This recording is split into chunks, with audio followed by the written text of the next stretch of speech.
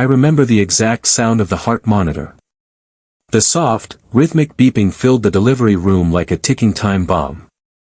My hand was wrapped around hers tight and steady, the way I always held on when life got loud. She was screaming, pushing.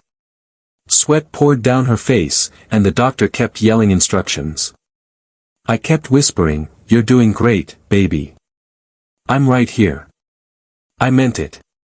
Even then, I meant it. But in the middle of that chaos, the nurse leaned in close to me, voice low and hesitant, as if she didn't want to be the messenger.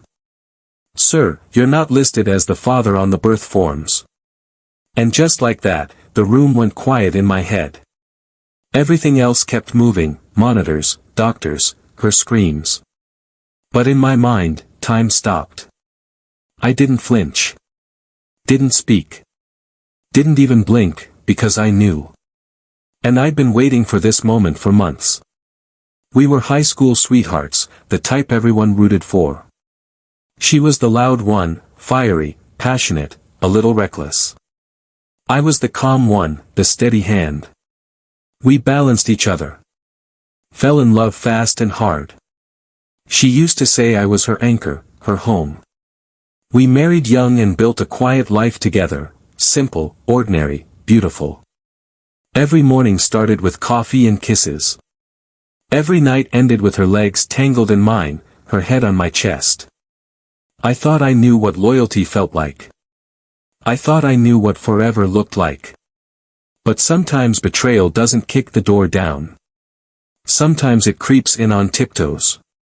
It started with little things. Phone always face down. Laughter at text messages she wouldn't explain. Sudden late-night errands that didn't quite add up. I asked questions. She had answers. Too many. And they were just a little too perfect. So I stopped asking. I started watching instead. She said she wanted a baby, that her clock was ticking. I wasn't ready, but I loved her. So I said yes. And when she told me she was pregnant, she cried. She held my face and whispered, "It's yours. Finally, it's happening." But even then, something felt off, a little too rehearsed. So I smiled, kissed her forehead, and the next day, I bought a paternity test kit. I waited. She didn't know I had seen the messages. She didn't know I watched her step into that man's car 2 months into the pregnancy. She didn't know I saw her kiss him outside a motel the night she told me she was working late. And she definitely didn't know that I had collected the DNA results 2 weeks before she went into labor. I didn't confront her. Not yet. I wanted the moment to be perfect. Calculated. Cold. So I waited. I held her hand through the cravings, the backaches, the fake smiles. I played the role of the loving husband so well that even I believed it sometimes. But deep down, I was counting down the days, not to meet the baby, but to meet the truth. So there I was, holding her hand while she screamed. I wiped her forehead, whispered her name, told her I was proud. And when the baby came out, when I saw him, I knew he didn't look like me. Not even a little. Still, I smiled for the pictures.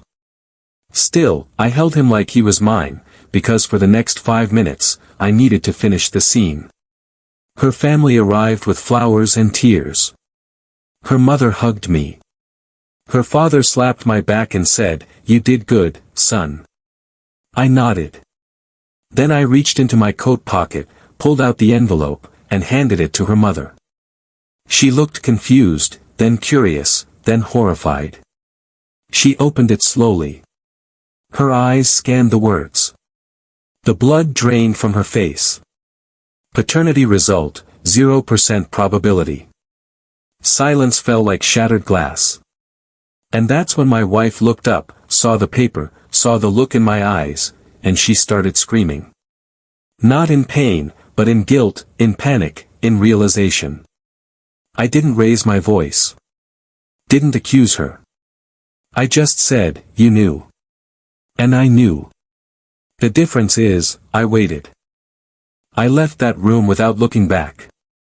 Let her family hold her. Let her explain. There was nothing left to say. I walked out into the cold evening air and took the deepest breath I'd taken in months. It didn't feel like heartbreak. It felt like freedom. Grief doesn't always come with tears. Sometimes it's just silence. Empty rooms. A toothbrush still sitting next to yours even when she's gone. I moved out 3 weeks later. Sold the house. Donated the baby gifts. Never saw the child again. And no, I don't hate her. I don't even miss her. What I miss is the version of me that believed love was enough. But maybe it was enough, for me. She just didn't deserve it. Sometimes the best revenge is simply showing them who you became after they broke you. So here's my question, if you knew the truth was coming, would you wait for it, or would you burn everything down just to watch them squirm? Me. I waited. And I let it burn itself.